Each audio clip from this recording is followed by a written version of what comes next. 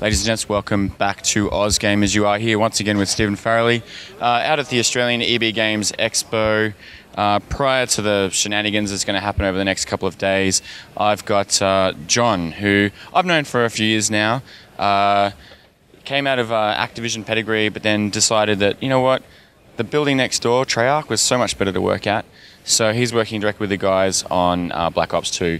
Now, let's get into like the SOAR area. Okay. The SOAR area is, there's a lot of haters out there now. And the haters are going to hate. You know, it's kind of hard to kind of derail that. But you guys have done so much to just change the entire dynamic of Call of Duty. Even Black Ops, you know, like giving the main character a voice was like a huge jump. So let's talk about, I guess, like from a kind of a direction point of view.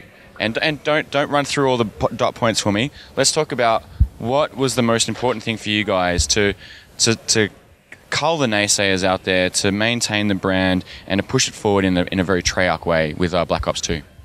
I think the easy answer to that is, you know, I think the guys took a very hard look at, you know, what can we bring people that they haven't seen in a Call of Duty game before, you know, and I think that when you look at things like Strike Force levels, all right, it's a way to sort of introduce a sense of non-linearity that has an impact on the end of the game, takes you out of that linear path for a little while, and it does a couple things. You've never seen that in a Call of Duty game before, but for those who might be hating, that's one of the things that we've heard, you know, the linear storytelling style. So, you know, we're mixing it up and, you know, throwing something new into the mix. So let's go there. Let's go with Strike Force, because it is this kind of sandbox component with all of the basic Call of Duty systems, but now you're not kind of running through a corridor and the AI is not sort of accidentally falling behind you and all these kinds of things. Is that a test bed for the next evolution where maybe levels are less confined overall? The game is kind of bigger in scope as a result of kind of more sandbox. Was it tested at all in the single player narrative? Is it in there? I don't even know. Oh, Strike Force levels are in the single player, for sure. And they pop up at a few points throughout the course of the story, all right? Head of Special Forces comes to you and explains that there's a flashpoint, a conflict in some corner of the world. You got to be inserted into the action. And in terms of, you know, where it's going, I think that, you know, that remains to be seen. I think for right now, we are happy with the idea of it adding sort of a new dimension to the way a story is told, because really you've got to achieve certain objectives within these Strike Force levels, and you either succeed at them or you fail at them. There's no going back to a checkpoint, all right? And that will ultimately help shape the fiction that wraps the ending of your game. So that, I mean, conceivably, we could be talking about a game for you that ends a little differently than it does for me. So again, there's, you know, something that's new. And, you know, we'll kind of see where that takes us in the future for sure. Now, something that was like new to me as well when you gave us a little presentation before was this idea of like a creator class for single player. Yeah. Like that seems like a genius idea to me. Can you run us through like what's involved with that? Sure. Well, I mean, it arises from a very, very simple concept that, you know, in a game like Call of Duty, you spend all this time with your gun, you know, and it's like, if you look at some of the things with weapon customization that we did in Black Ops, it's just this idea that sort of translated into, you know, allowing you to gain a deeper sense of identity with your weapon. All right. So, you know, from camos to even the perks that you choose, like the create a class menu is there for you. And it's a way to kind of rig yourself out to kind of approach a mission the way you would want to. But what's nice is that there's sort of a stat tracking element to it as well, that, you know, you can kind of chart your progress against your friend's progress. So, you know, even if you're more of a single player guy and you're not a multiplayer kind of guy, it still adds a nice sense of friendly competition to what you're doing. Seems crazy that it's never been in the game before, really. Does it? We're excited. We're excited to give it to fans for sure. Okay, so let's talk about esports, but I want to immediately flip the script and see if I can throw out this one, Z Sports. We'd say Z Sports in Australia, but just for your benefit. Yeah. Z Sports. Anything going on there at all? Well, nothing yet. I mean, when you talk about esports, nothing to announce now. But what we do have in zombies is leaderboards and stat tracking, matchmaking, so that you can track your progress again. So I guess you could look at that and see us dipping our toes into those waters. Sure. So, well, I mean, now you've got the human versus zombie thing as well, which kind of adds a bit more of a competitive component too.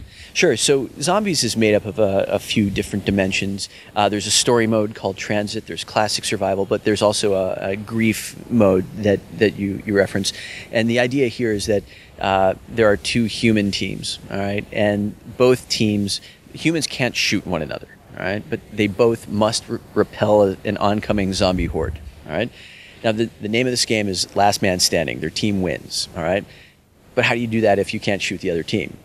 We give you a griefing mechanic that allows you to sort of cast your attention, or cast the zombies' attention toward the other team. And if you do that effectively, they will be overwhelmed, and it'll be the last man standing.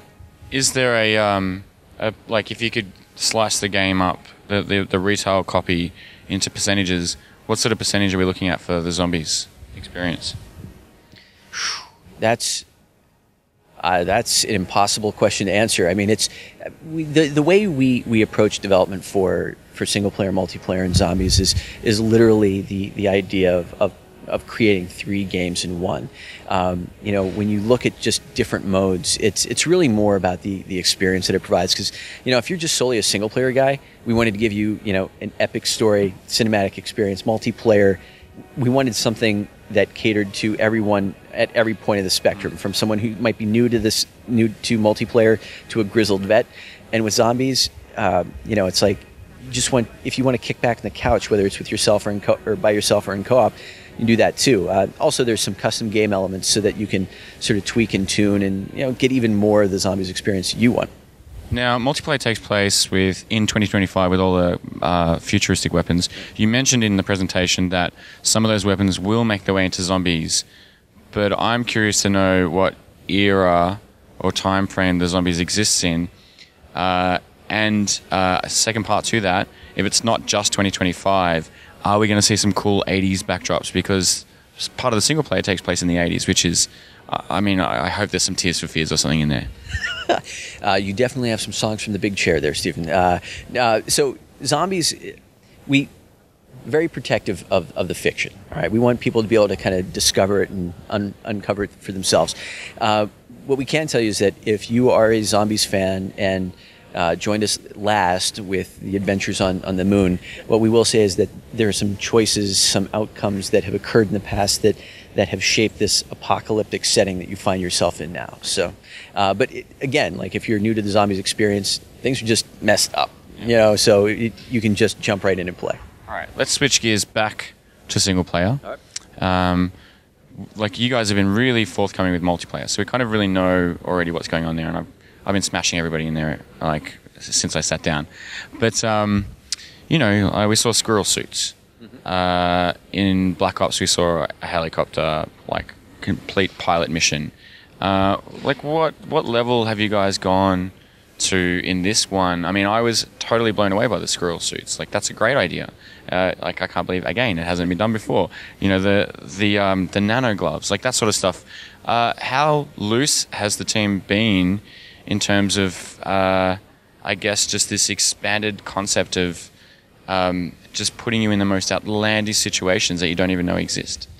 When the team first decided that decided that they wanted to do something near future in 2025, then sort of the process of becoming subject matter experts and figuring out how to create this fiction so that it didn't feel like laser beams and aliens. That's really where the team went. And we worked with a couple of advisors and we really kind of laid out the blueprints for the weapons and tech that we thought would be in play. And oftentimes we were like, are we going too far with this? And these guys were like, you're not going far enough, which really kind of blew our minds. And I think that the big thing is that there was a real conscious effort to stay away from energy projected weapons. There's no lasers, and it's all projectile based. So it allows you to kind of retain that real core Call of Duty feel, but where we begin to play is, a lot of the stuff, even the squirrel suits, like those are out in the real world now.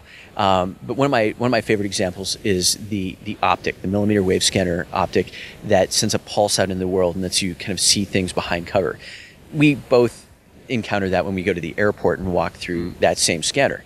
Well, if you look at sort of processing power and sort of apply Moore's law and apply a little, creative license to Moore's law, there's no reason to think that it can't be an optic. So now all of a sudden, someone who uses a smoke grenade, there's a balance to that, and that's actually something that's really impacted my gameplay and multiplayer. But we'll save that for another day.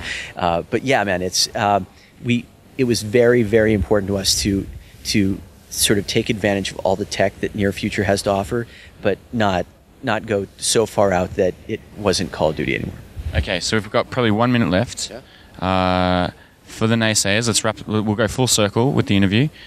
Look into the camera and give them a 1 minute spiel on why they should give Black Ops 2 the chance that it deserves. Bottom line, because Black Ops 2 offers a number of things that people just have never seen in a Call of Duty game before, whether it's the Strike Force levels or the introduction of Create a Class in single player.